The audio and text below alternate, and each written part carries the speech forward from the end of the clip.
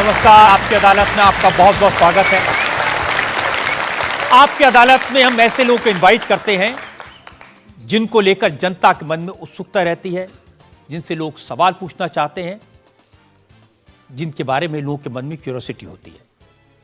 पिछले दिनों मैं जहां भी गया, लोगों ने मुझे एक शख्स के बारे में कहा, आप इन्हें आपकी अदालत में बुलाइए। और मैं भी सोचने के लिए मजबूर हो गया, ये कौन है जिसके बारे में हर पब्लिक फंक्शन में लोग मुझे कहते हैं, जिसके बारे में लोग मैसेज भेजते हैं, दर्शकों की बार बार मांग आती है।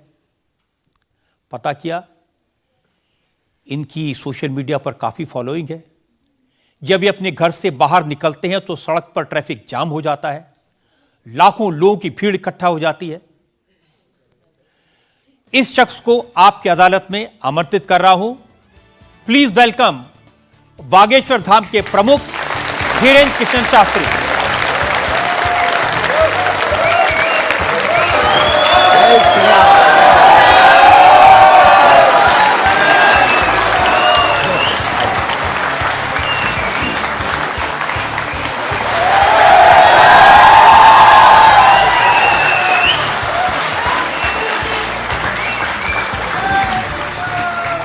और धीरेन्द्र कृष्ण शास्त्री पर मुकदमे में आज हमारे जज हैं वरिष्ठ पत्रकार विनोद अग्निहोत्री।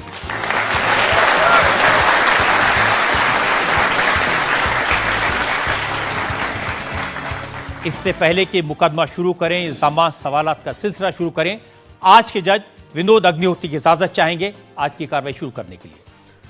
इजाजत है मुकदमा शुरू करने की। और इससे पहले कि पहला इल्जाम लगे शास्त्री जी पर, एक नजर डालते हैं शास्त्री जी के लाइफ पर।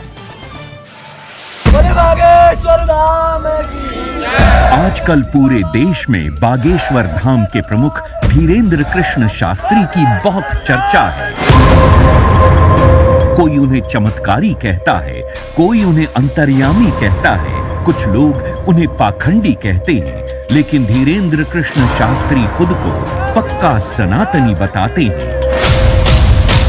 अब हिंदू एक हो जाओ, सनातनी एक हो जाओ, यही हम चिल्ला रहे हैं कब से। शक्ति का प्रभाव दिखाना यही हमारा उद्देश्य है। धीरेन्द्र कृष्ण शास्त्री का दावा है कि उनके ऊपर बजरंगबली की विशेष कृपा है। वो भक्तों का दुख दर्द सिर्फ अपने इष्ट तक पहुंचाते हैं। चूंकि भक्तों पर कृपा बरस रही है, इसलिए धीरेन्द्र कृष्ण शास्त्री का प्रताप भी बढ़ रहा है। उनके भक्तों की संख्या अब लाखों में है। धीरेन्द्र कृष्ण शास्त्री सिर्फ 26 साल के हैं। साल 2 साल में ही बागेश्वर धाम के पीठाधीश्वर के रूप में वे विख्यात हो गए। अब बड़े बड़े मंत्री और अफसर भी उनके दरबार में हाजिरी लगाते हैं। धीरेन्द्र कृष्ण शास्त्री सबसे पहले नजरों में आए जब संस्कार टीवी पर उनकी भागवत कथा दिखाई जाने लगी। फिर वो चमत्कार भी दिखाने लगे। 21वीं सदी के इस कथावाचक के वीडियो आजकल हर मोबाइल में है। बाबा इंस्टाग्राम से लेकर फेसबुक तक हर जगह छा चुके हैं। जैसे जैसे धीरेन्द्र कृष्ण शास्त्री की लोकप्रियता बढ़ी तो विवाद भी सामने आ गए। धीरेन्द्र कृष्ण शास्त्री का दावा है कि वो कोई पैसा नहीं लेते। जो उनके दरबार में आना चाहता है उसे सिर्फ हनुमान जी के यहाँ नारियल बांधकर अर्जी लगानी पड़ती है।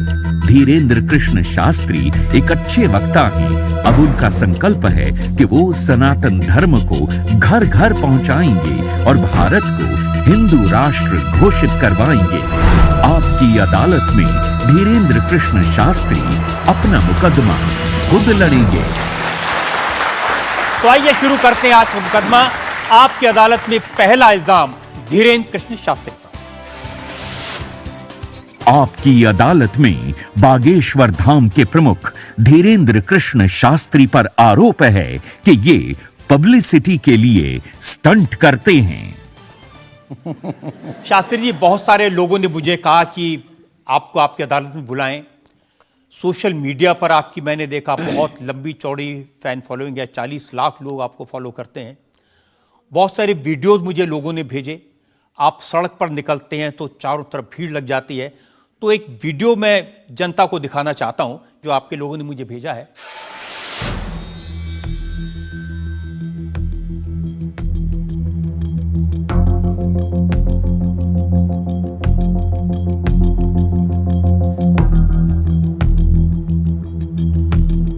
तो ये वाकई में शास्त्री जी असली वीडियो है या पब्लिसिटी स्टंट है, बनाया हुआ है? लोगों की अपनी अपनी भावनाएं होती हैं, अपनी दृष्टि से देखने की। ये वास्तविकता एक जगह की नहीं है। जहां जहां बागेश्वर बालाजी का दरबार लगता, जहां जहां बागेश्वर बालाजी की कृपा से दास कथा करने जाता, ये तो कम है, कैमरे में कम आया है, और ज्यादा है।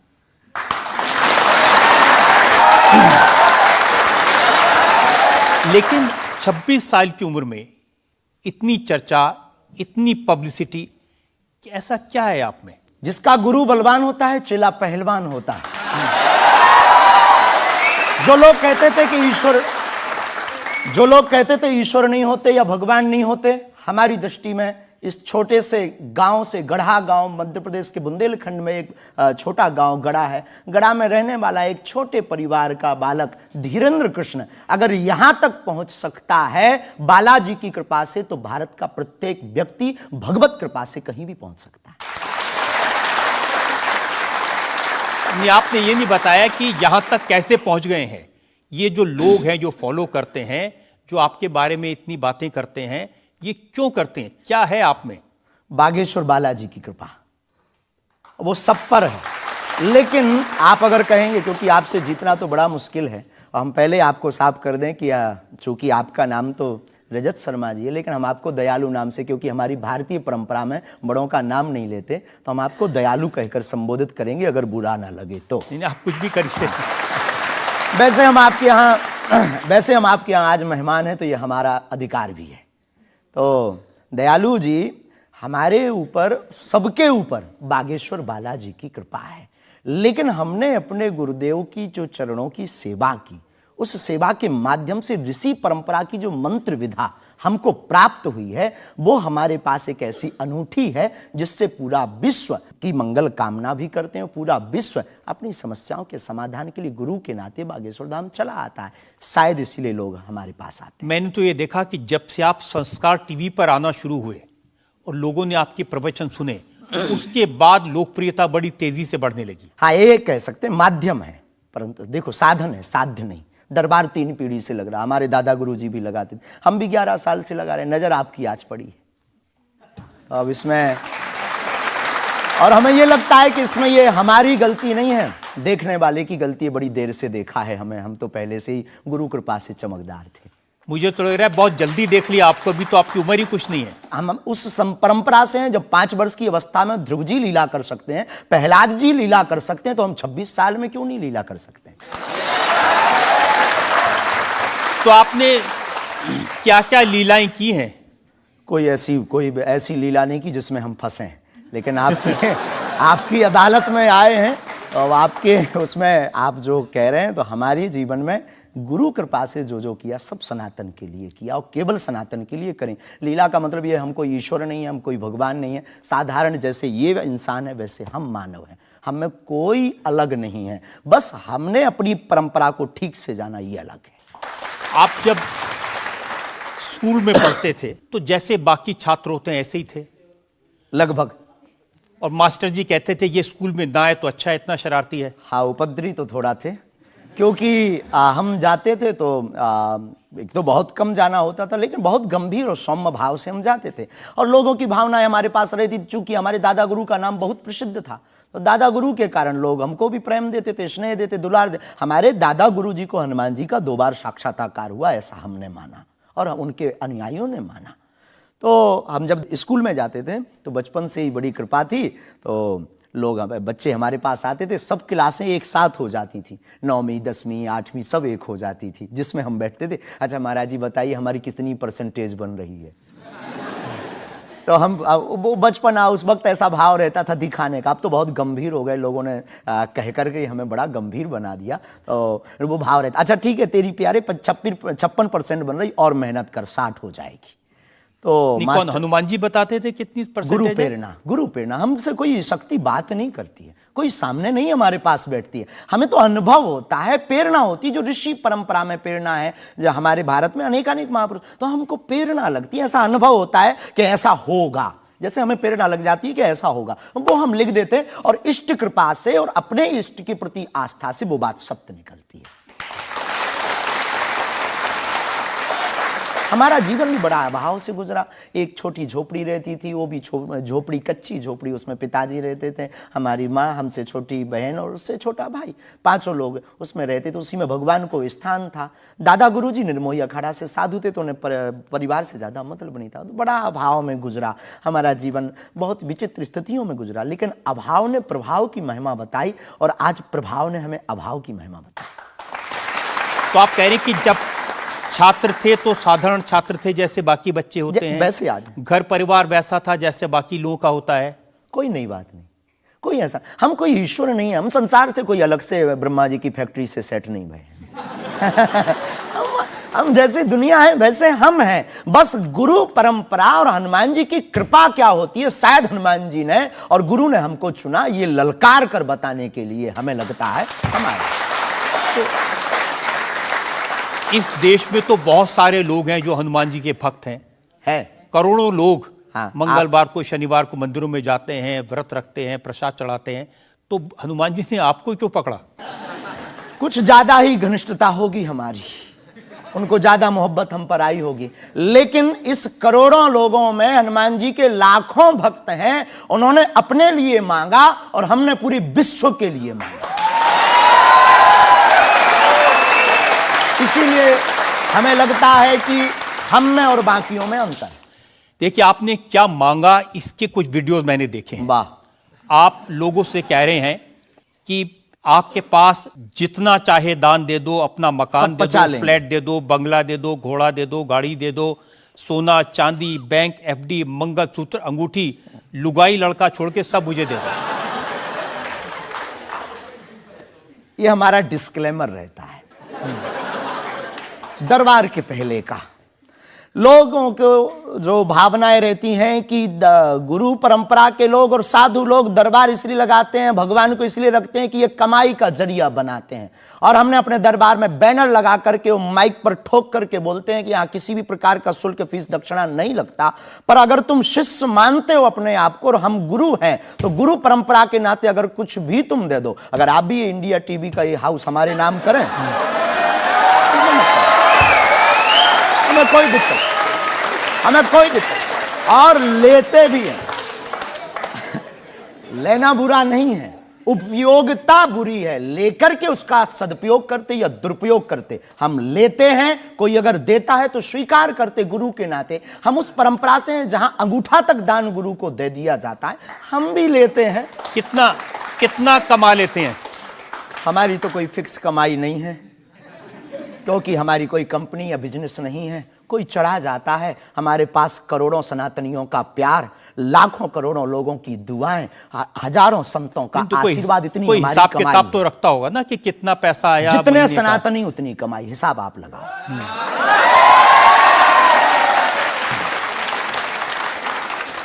ज्यादा बातें इसलिए होती हैं कि आप जो स्टंट करते हैं पब्लिसिटी के लिए, आप ऐसी ऐसी बातें कह देते हैं। आप कहते हैं कि बिना वीजा के हनुमान जी रावण की लंका में घुस गए थे। ये जो मॉडर्न युवान भाई बहन है, इनको लंका प्रवेश के बारे में बताएंगे तो इनको ये लगता है कि ये घिसी पिटी बातें इनके दादा परदादा बताते रहे, ये बेचारे ऊब गए। इनको कुछ ऐसा चाहिए कि उस अध्यात्म से कनेक्ट हो पाए। और जैसे रावण ने मुझसे फोन पे बात की। हाँ, बिल्कुल, हम वही बोलने ही वाले थे।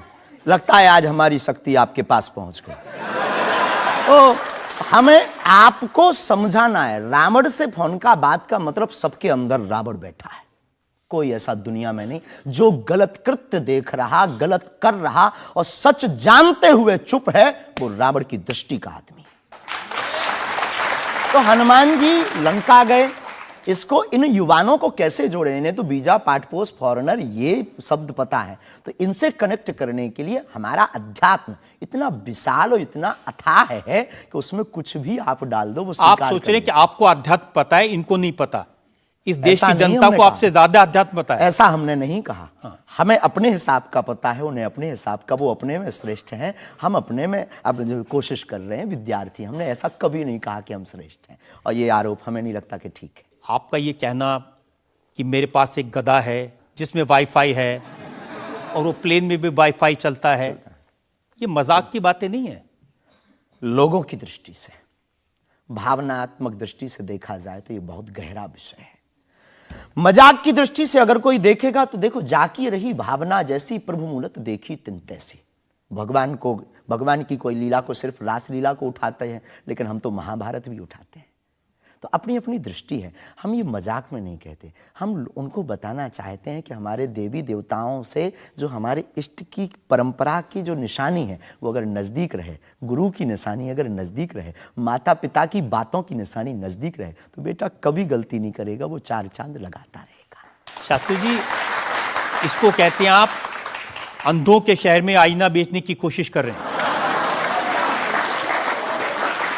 ऐसा हमारा भाव नहीं है, अपितु हमारा भाव ये है कि उस केवल वाईफाई को हम बताते नहीं, उसकी महिमा भी बताते हैं, और दरबार में आने वाले लोगों को उसकी महिमा का अनुभव भी कराते हैं। तो फिर वो जो बात मजाक की है ना, वो फिर अध्यात्म, आस्था, ईश्वर से जुड़ करके नास्तिक भी आस्तिक बन जाता है। देखिए, आपको भोले भाले लोगों को बताना चाहिए कि भाई ये मैं मजाक में कह रहा हूं, विनोद हम कहते भी हैं।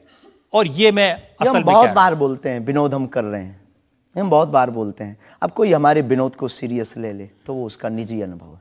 तो अब मैं लोगों को बता दूं कि एक बार बगैर टिकट पकड़े गए थे आप रेलवे में। हाँ, ये तो बताना चाहिए, बिल्कुल पकड़े गए थे। लेकिन ये भी बताइए कि हम टीटी से ही 1100 रुपया लेकर आए थे। उसी टीटी से लेकर आए थे, और जिस वाईफाई की आपने चर्चा की उसी वाईफाई की दम पर उसके बाप का नाम बताकर लेकर आए थे। इसी तरह की बातें कह के ऐसे दिखाते हैं जैसे चमत्कार कर दिया, जैसे मेरे ऊपर हनुमान जी की बहुत कृपा हो गई, मैं भविष्यवक्ता हूं, और फिर जो भोले भाले लोग हैं वो प्रभावित हो जाते हैं। हमने कभी एक नहीं दावा किया कि हम चमत्कारी हैं। आज भी आपकी अदालत में हम कहते हैं कि हम कोई चमत्कारी नहीं है, हम कोई ईश्वर नहीं है, हम कोई महात्मा नहीं है, हम एक आम इंसान हैं। लेकिन हमारी अपने इष्ट की प्रति आस्था, ऋषि परंपरा के प्रति आस्था है, जो महर्षि वाल्मीकि से पत्र दरबार की महिमा चली है, उस महिमा का हम अनुकरण करते हैं, और उस आस्था में उलझनों में का रास्ता मिल जाता है, तो उसे आप चाहे चमत्कार मानिए अथवा फिर आप अपनी बुद्धि से जो जिसने जो जाना वो हमें माना। देखिए शास्त्री जी, बहुत सारे ऐसे लोग हैं, गरीब हैं, परेशान हैं, बीमारियों से थके हारे हैं, डॉक्टर से आशा छूट जाती है, हॉस्पिटल से आशा छूट जाती है, वो आपके पास आते हैं, वो सोचते हैं यहाँ इलाज मिलेगा। किसी का बच्चा बोल नहीं सकता, किसी का बच्चा चल नहीं सकता, वो लोग बड़ी आस्था विश्वास लेके, जो मैंने जानकारी हासिल की, वो आते हैं, सोचते हैं कि यहाँ से शायद उन्हें कोई रास्ता दिख जाएगा, और उन्हें मिल जाता है। जो आते हैं श्रद्धापूर्वक आते हैं। देखो, जिंदगी में अगर वो परेशान है और डॉक्टर से परेशान होकर के या कहीं से भी निराश होकर के आया और उसे कुछ मिले ना मिले, हम ये तो नहीं कहते, जिसकी जितनी निष्ठा उसको उतना हमारे बागेश्वर बालाजी के दरबार में मिलता। और अगर नहीं मिलता, और अगर उसे जीवन जीने की अगर डांडस और सात्तावना मिलती है, तो क्या ये भी कम है? बिना पैसों में, बिना दक्षिणा दिए, बिना कुछ लगे अगर हनुमान जी से जुड़ रहा, अगर वो प्रभु से जुड़ रहा, अगर उसे जीवन जीने में 4 दिन की जिंदगी है, डॉक्टर ने कह दिया तो मर जाओगे, लेकिन बागेश्वर धाम के नाम से उसके चेहरे पे मुस्कुराहट है कि मेरा हारे का सहारा है, तो अगर ये मुस्कुराहट उसके चेहरे पर आती, इससे किसी को गुस्ताखी क्यों? देखिए, अगर बागेश्वर धाम आने से लोगों का इलाज हो जाता है, तो फिर आपको कैंसर हॉस्पिटल बनाने की क्या जरूरत है? यही तो हम बताना चाहते हैं कि दुआ और दवा दोनों आवश्यक है। हमने ये नहीं कहा कि हम डॉक्टरों के खिलाफ हैं। अब मैंने पूछ लिया तो आपने दवा ऐड कर दिया उसमें। नहीं, हमने औषधालय बागेश्वर धाम पर खुलवाया है, और मंदिर के समीप खुलवाया है। वहां पर ग्राम पंचायत का भवन है, वहां पर आयुर्वेदिक औषधालय है। दुआ और दवा मतलब नीचे दवा है, और वहां ठीक नहीं हुए तो दुआ के लिए चढ़ जाओ मंदिर पर, दोनों काम करेगा, ठीक है। और ये कोई नई बात नहीं है, हमने ऐड नहीं की, डॉक्टर खुद ऐड करता है, ऑपरेशन करता है, जब ठीक नहीं होता तो वो भी कहता है तुम भी प्रार्थना करो। लेकिन ये सही है कि जिस इलाके में आप हैं उस इलाके में बहुत सारे ऐसे लोग हैं जो इसी तरह पर्ची निकालते हैं, जो इसी तरह दुआ की बात करते हैं। पूरे भारत में ऋषि परंपरा के अनेक लोग हैं, बहुत लोग तो नहीं कह सकते, पर अनेक लोग पूरे भारत में हैं। और केवल हमारे इलाके में नहीं, पूरे भारत में। हमारे इलाके में बागेश्वर बालाजी की महिमा और दादा गुरुजी के पास दरबार से, कृपा से बहुत से महापुरुष और भी। मैं बताता हूँ, एक लवलेश नाम के गुरुजी हैं, 20 साल की उम्र है, और वो भी इसी तरह से पर्ची निकालते हैं। हम कभी ऐसे मिले नहीं, इस भाव से हमारा कभी मिलना नहीं हुआ, और इस विषय पर उनका निज मत हो हम कह नहीं सकते, ईश्वर जाने। नहीं, मत तो पता नहीं, उनके ऊपर रेप का इल्जाम है और वो जेल में है, कह नहीं सकते। तो उस एरिया में ऐसे और भी बहुत सारे लोग हैं। अभी हम अर्जी लगाने के हिसाब से घूमे नहीं हैं, आप कहो तो इस बार जाकर के घूमेंगे कितने लोग हैं। अभी तो हमें एक पता है, छतरपुर जिले में एक गढ़ा गांव है, वहां बागेश्वर धाम है, वहां सदगुरु सन्यासी बाबा से परंपरा चली दरबार की, आप भी आइए। ये बात सही है कि देश में बहुत सारे ऐसे लोग हैं जो कहते हैं हमारे पास सिद्धि है। एक जयपुर में है, उन्होंने बताया कि मैंने कर्ण पिशाच को साधा हुआ है, और वो भी किसी की भी डेट ऑफ बर्थ बता देते हैं, किसी के परिवार वालों का नाम बता देते हैं। हमारे पास ऐसी कोई सिद्धि नहीं, ना हमने ऐसी कोई साधना कर रखी है। हमारे पास सिर्फ अपने इष्ट पर, हनुमान जी पर भरोसा है, जो अष्ट सिद्ध नवनिधि के दाता हैं। ना हम कोई डेट बताते हैं, ना हम कोई नाम बताते हैं, और अगर उनकी कृपा से पता चल जाए तो कोई बुरी बात नहीं। जनता में जो लोग सवाल पूछना चाहते हैं, आमतौर पर क्या होता है कि संत का नाम आते ही हमारे माइंड में एक इमेज बनती है कि दाढ़ी होगी, बहुत ही जो उनकी वेशभूषा होगी बहुत ही सिंपल और सरल होगी, लेकिन आपकी वेशभूषा देख के, टोपी देख के लगता है एकदम कलरफुल रहता है। आपके दुनिया ही रंगीन है तो साधु को भी रंगीन होना चाहिए। बहुत बढ़िया, बहुत बढ़िया। जब 7 रंगों की भरी दुनिया है माय डियर सिस्टर, 7 रंगों से भरी दुनिया है, तो मुझे क्या दिक्कत है। और हम कोई साधु नहीं, हम कोई महात्मा नहीं, ना हमने चोला ले रखा है। हम एक वर्ण व्यवस्था की बात नहीं करेंगे, हम एक गुरु के शिष्य हैं और आम इंसान हैं। और अगर कोई सरनेम पूछे तो हम शुक्ल वंशीय सरयूपारी ब्राह्मण हैं। तो जो 7 ब्राह्मणों की वेशभूषा है वो हमने धारण की, गुरु के नाते हमने ये पादुका अपनी एक परंपरा को निर्वाहन करने के लिए धारण की। और टोपी कोई आया तो दे गया, अगर आप कुछ दो बहन हमें तो वो भी स्वीकार है। आप चाहो तो कुछ हमें पहनने को दे सकते हो, हम पहन लेंगे। एक वेबसाइट ने लिखा कि ये जो टोपी पहनते हैं ये पहनाने वाले से भी कुछ गुरु दक्षिणा लेते हैं, जो कपड़े पहनते हैं, जो कपड़े जिसके दिए पहनते हैं उससे भी कुछ पैसा लेते हैं। आज तक ऐसा कोई मिला नहीं है, खोज जारी है। किसी ने हमें आज तक दक्षिणा नहीं दी, टोपी पहनाने के नाम पर या कपड़े पहनाने के नाम पर। हम तो राह चलते कोई मिल जाता है तो उसका पहन लेते, अपना दे देते हैं। हम तो साधु उस परंपरा के हैं, उस परंपरा के। लेकिन अच्छे लगते हैं आपको ये रंग बिरंगे कपड़े? बहुत आनंद आता है। क्या दिक्कत है साहब? किसी को दिक्कत है वो हमसे ज्यादा रंगीन पहने। एक शायर ने कहा कि जो खानदानी रईस हैं वो मिजाज रखते हैं नर्म अपना, आपका लहजा बता रहा है आपकी दौलत ये शोहरत नई नई नहीं।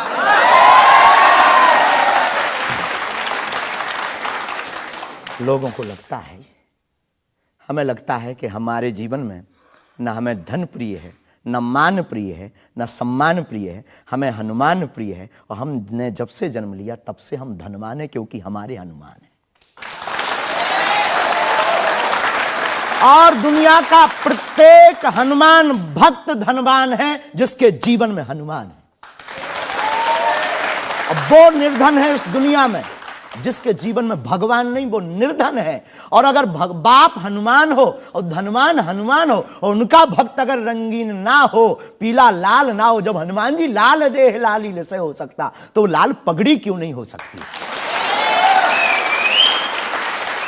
ये मुझे पता चल गया है कि आप इसी तरह की डायलॉग बाजी करके ही इतने पॉपुलर हुए हैं